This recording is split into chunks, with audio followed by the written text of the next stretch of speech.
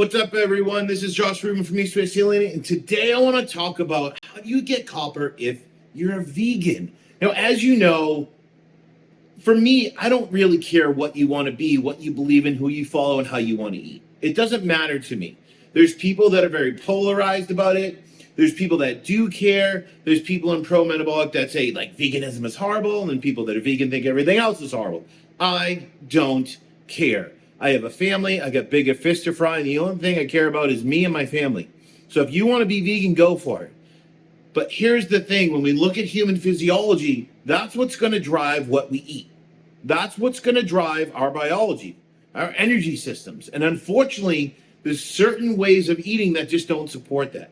Yes, you can adapt and you can compensate.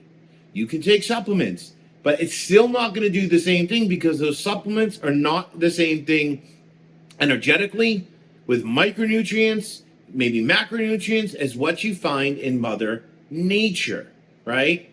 So one of the most important minerals we need, there's many of them, of course, is copper. Why? Because copper activates oxygen at the cell level, which allows us to produce energy, allows us to produce antioxidants. You produce them, you don't need to take them. It's that simple. If you're taking them, you're probably not producing them, and you're robbing Peter to pay Paul, right?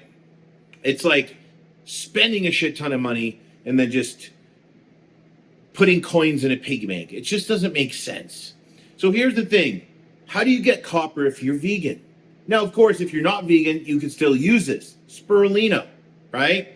It's a blue-green algae that contains pigments and carotenoids and different compounds, but it contains certain antioxidants. And those antioxidants are superoxide dismutase, catalase, and peroxidase. Anytime you see superoxide dismutase, catalase, peroxidase, or other antioxidants, there's more than that in something, you know copper is present in its free form. That free form is ceruloplasmin. Why?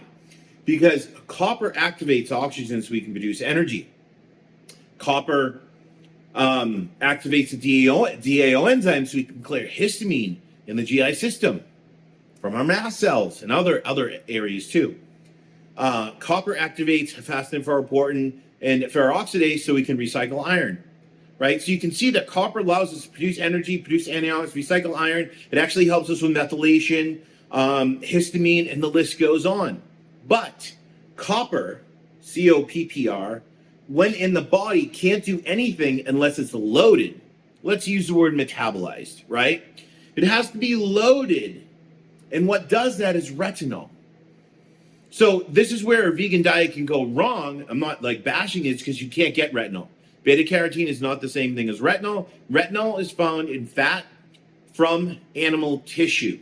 It's that simple. It's a fat soluble vitamin. Beta carotene is not. That's why it's hard to get copper, right? Because the only way you're going to get it is from organ meats or shellfish and things like that. Or you're going to get retinol from fatty fish and organ meats and dairy and eggs, which you don't eat if you're a vegan. So you're going to lack the retinol, you're going to lack the copper. But when it's metabolized, you produce what's called bound copper. It's called ceruloplasmin. Ceruloplasmin is what allows you to activate DAO, recycle iron through activating those specific enzymes for ferroportin, and peroxidase. It allows you to activate oxygen. It allows you to produce antioxidants, superoxide dismutase, catalase, cytochrome oxidase, glutathione peroxidase. So anytime you see any of those, you know the free form of copper is present. So spirulina, for really anyone, not just vegans, is a great way to find copper in its free form because those antioxidants, superoxide dismutase, catalase, and peroxidase, are present in spirulina itself. So if you feel you need a little bit more copper in your life and antioxidants because you're inflamed, you have a methylation issue, you have an iron recycling issue, you have a histamine issue, you have an energy production issue, you're stressed and overwhelmed, adding spirulina, of course, can be great, especially if you're vegan. If you're not, of course, you can use it, but I recommend fatty fish, shellfish, organ meats, dairy, eggs, things like that, because we're going to get more, but it's just an added extra to help you out.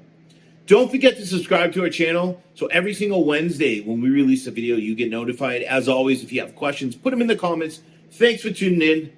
I'm out.